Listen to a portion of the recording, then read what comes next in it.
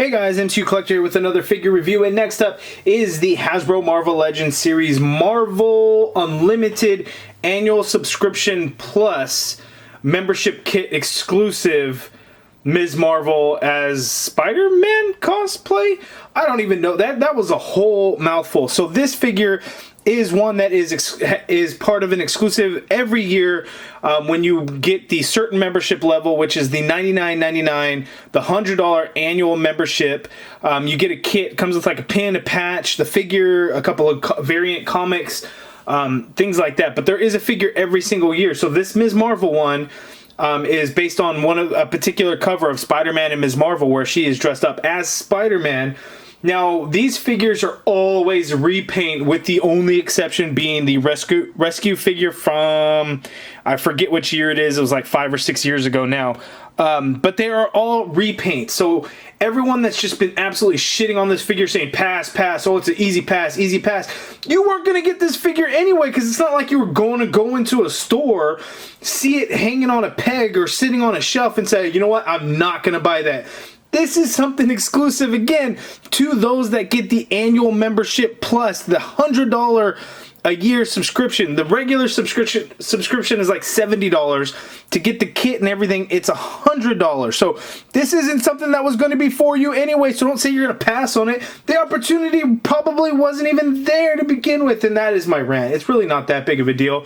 I am a completist for Marvel Legends, so this is one of those things where I just have to get. My OCD will not allow me to not get this figure. Now, I don't do the subscription and pay the $100. I got my figure off of eBay. It was $50 shipped to get this figure.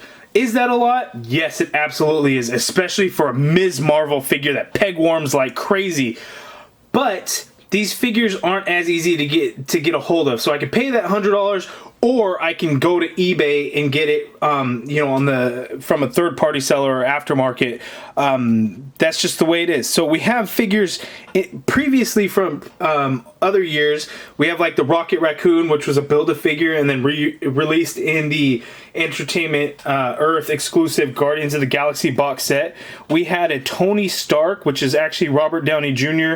dressed up as Tony Stark at San Diego Comic-Con type of figure right here. But I do use it as an actual Tony Stark figure because that's what it was kind of released and marketed as, and he doesn't like to stand. We had the Shield suit Captain Marvel that came out a few years ago. We have last year's Venomized Punisher, which was a nice one. And as you can see, again, all repaint, so this is nothing new. This is common. This is what they do. And then the actual first year one that they did as an exclusive was the Gold Ultron. So that was the first year. I want to say that one maybe 2013. Rescue was, I believe, the second year. Then it was Rocket Raccoon, and then Tony Stark, or maybe Captain Marvel first, but last year's was the Venomized Punisher figure. So this year is the Ms. Marvel. It's actually a really cool one because it's based on a very particular comic book cover with Spider-Man. So the paint on it looks pretty clean. We'll take a closer look at it, but it's nothing new. It is the exact same thing as this Ms. Marvel here, just a different deco. So let's get all these figures out of the way and take a look at that figure out of the bag. Okay, and here is the Ms. Marvel figure out of the package. You know what? This thing is really awesome. I love the deco. She is dressed up as Spider-Man. I love that. The colors are awesome. I actually really, really like that blue and red together. We do not have that red and blue in a Spider-Man figure. You know, when you look at like Pizza Spider-Man, it's kind of a dark blue, right? When you look at the retro Spider-Man, not as dark as blue as the Pizza Spidey, but you know, it's definitely darker. Look at this light blue. That would be nice to get in a Spider-Man figure. I just don't think we have that. Even like the vintage one, I think was a little bit lighter blue. I don't think it was this light of blue. Looking at what other ones we got, even the all new, all different, I don't think was this light of a blue. So this one is definitely a nice, fun, interesting one. Again, repaints across the board when it comes to the Marvel Unlimited subscription exclusive figures. That is the way it is, but this is definitely a fun deco. Now, I get that a lot of the criticism is they don't like Ms. Marvel. I get it. You know, does Marvel really push her down the consumer's throats? Yeah, I would agree with that. But like for me at least, I'm just not that personally affected by it, I guess. Does she take up spots in certain things? Maybe so. In the video game, there's a lot of other characters, so I get that she might be a main focus, but does it really take away from other characters that are still included in the game? This is only the third figure for Ms. Marvel that has been released. A lot of other characters get more than 3 releases. A lot of characters get no releases, though, so I kind of get it from that standpoint. But the Marvel Limited exclusive figures is just a whole different thing with something fun that they pick from a particular comic book cover or something that occurred like with the Tony Stark figure. It's just one of those things, so I don't mind it. And you know, it's not one that everybody's going to be getting. They're very limited exclusives.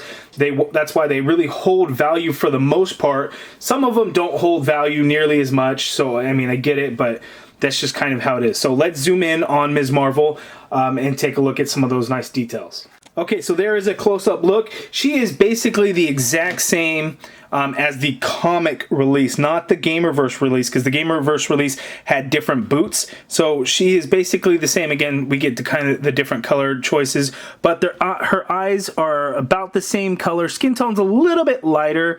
Lipstick is about the same color, but we get the awesome Spider-Man deco. I really like that spider logo there on the chest.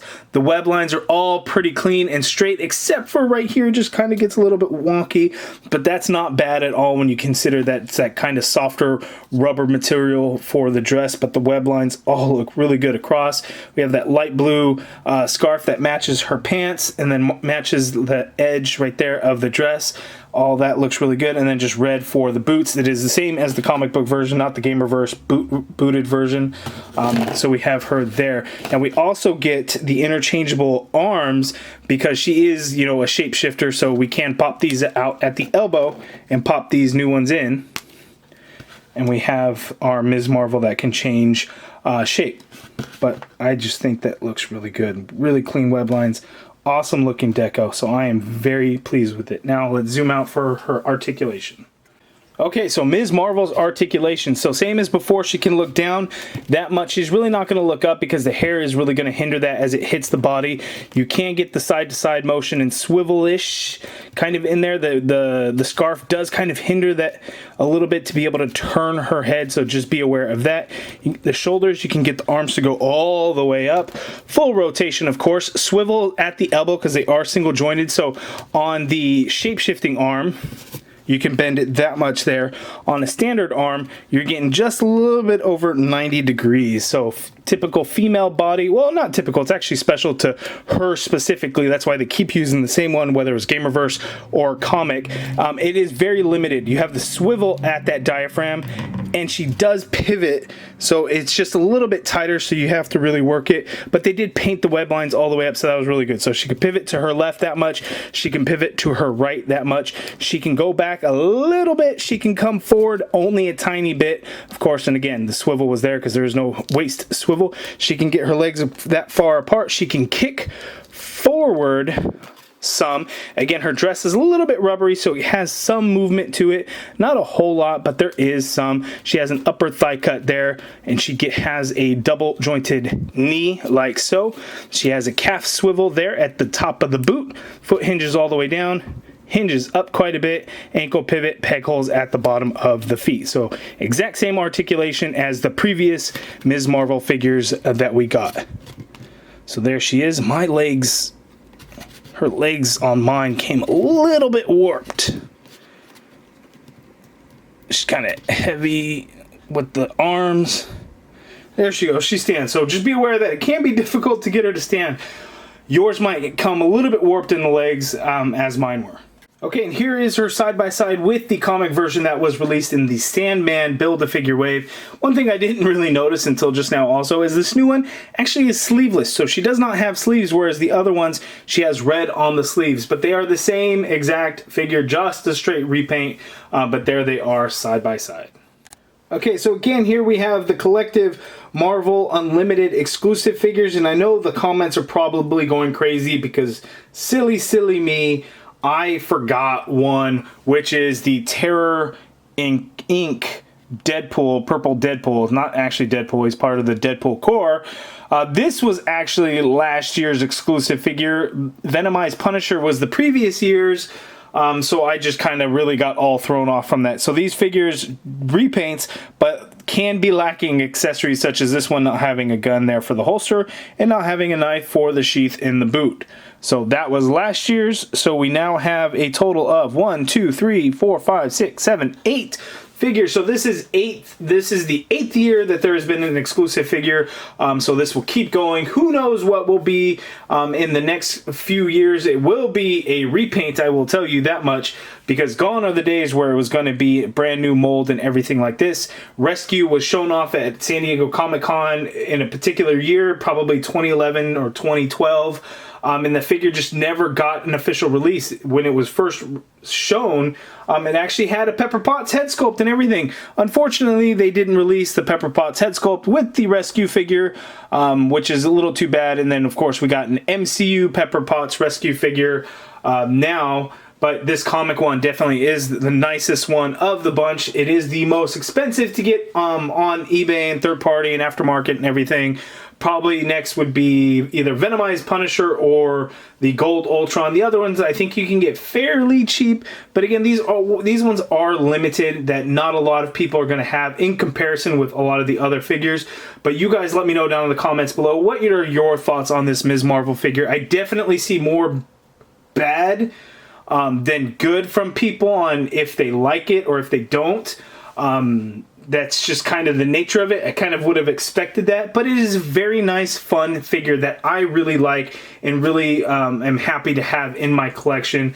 But I do want to know what you guys think, so please, down in the comments below, let me know. If you guys like this video, please hit that thumbs up button. Subscribe if you haven't already done so, and as always, thank you for watching.